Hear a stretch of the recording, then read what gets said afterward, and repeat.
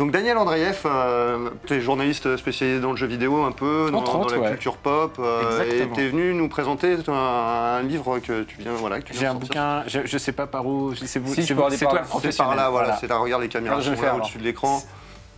C'est le bouquin adaptation de notre podcast qui s'appelle Super Ciné Battle. Et le podcast est gratuit, le bouquin il faut le payer. Mais et voilà, et on parle et on discute de cinéma. Et on fait des battles autour du cinéma. C'est-à-dire, on classe, des gens nous envoient des listes et nous on les classe dans une liste implacable.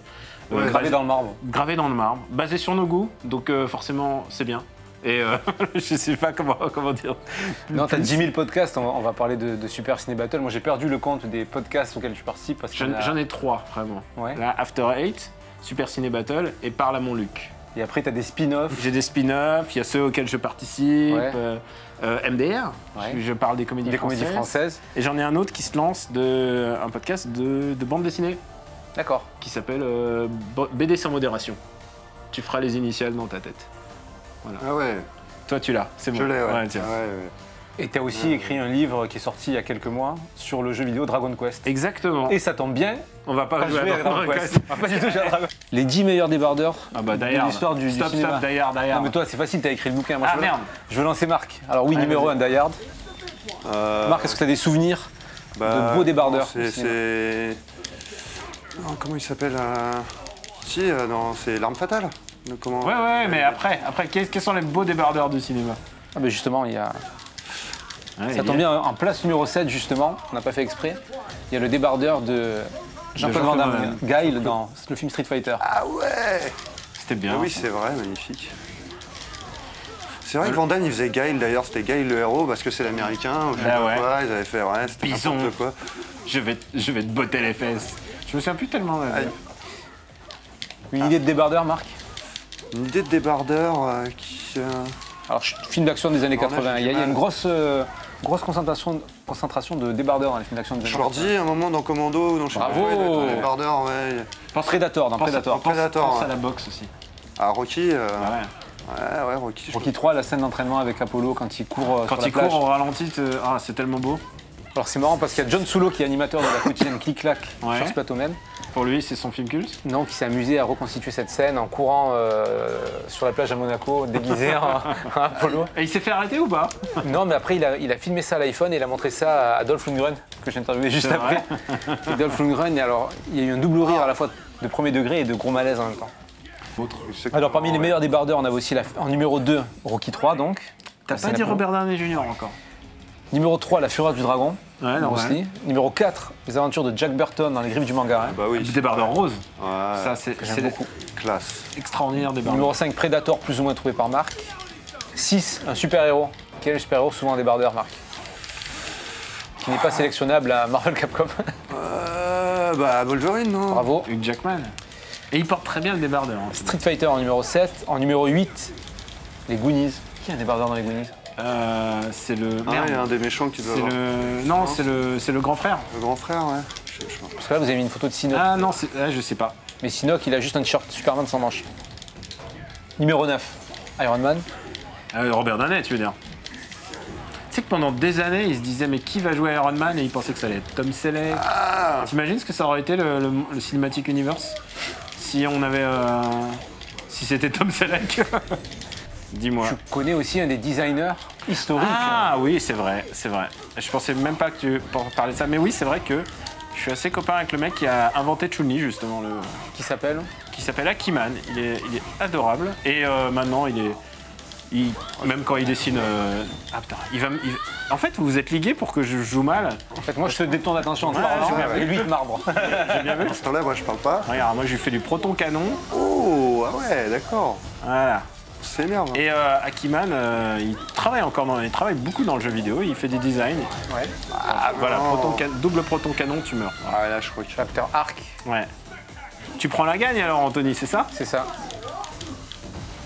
Je me fais déchirer par la gagne, c'est ça le principe. Oh, c'est pas dit, hein. Et donc tu as rencontré et tu as même vu les croquis originaux. Évidemment, il les a encore. Alors que ça, c'est le propre du Japon, c'est qu'ils s'en foutent complètement des originaux.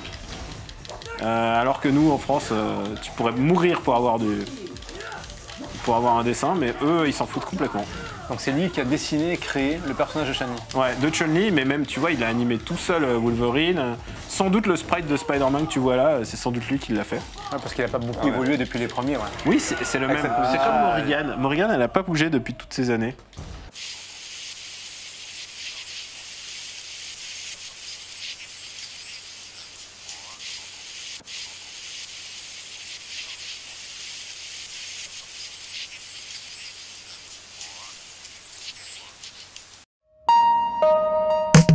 Clicksport, c'est toutes les semaines sur Click TV, c'est votre nouveau rendez-vous où chaque semaine, on vous propose de vous raconter ou de vous faire découvrir une légende du sport. Moi, j'ai plutôt vu ça comme, je sais pas, clic-clac, je sais pas. Et nous voilà en compagnie de notre invité toute la semaine, Kobalade. Bienvenue, c'est ta première télé? Eh bah bienvenue, c'est chez nous, chez Click, Clic-clac. Moi, c'est la première interview que j'ai faite, c'est avec toi. On était avec mon groupe, je me rappelle encore de l'image, on était dans le studio, ils ont mis la lumière rouge, je sais pas pourquoi j'ai cette image-là, je m'en rappelle. Ouais. T'es le premier à y répondre sur notre chaîne. C'est quoi ta définition d'une clique? C'est un groupe de potes avec qui on restera pas toute la vie. Pourquoi pas toute la vie? Parce que sinon c'est une famille. Je pense qu'on se rencontrera un seul jour. À bientôt James et bon courage. Oh, that's incredible. That's sweet. You know, it's just like you, he never talks. Bienvenue pour la première de Parle-moi. Dans Parle-moi, on va parler littérature, mais pas de livre, puisqu'il paraît qu'aujourd'hui on ne lit plus. Donc à défaut d'un livre, on va parler d'une page. Chaque semaine, on va recevoir des gens qu'on trouve inspirants, qui vont venir partager leur expérience sur un sujet qui touche tout le monde. Et la première qui arrive, c'est la confiance en soi. Et ça se voit, on est au top. Que suis-je? Je suis chinois. J'ai des cheveux un peu bizarres. Je suis un peu chelou, d'une façon générale, je suis chelou. Mais j'ai un talent de ouf. Je suis Bounaïmin et j'arrive sur Click TV.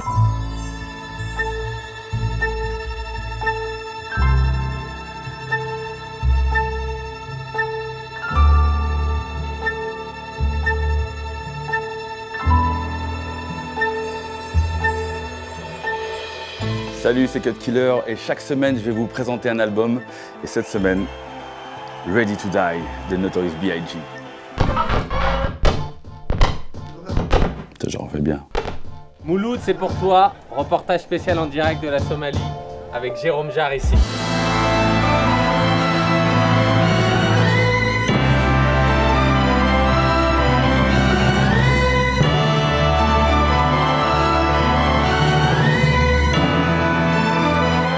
Là exactement, on est en direct de Cox's Bazar au Bangladesh, plus précisément dans le camp des Rohingyas, pour faire quelques jours en immersion à la rencontre de ces peuples. Moi, j'avais un rêve et j'ai été jusqu'au bout de ce rêve et j'espère que vous aussi, vous aurez des rêves et vous irez jusqu'au bout. Donc on touche ce bois là. Que t'as touché quand t'étais petit? Ouais, j'ai touché.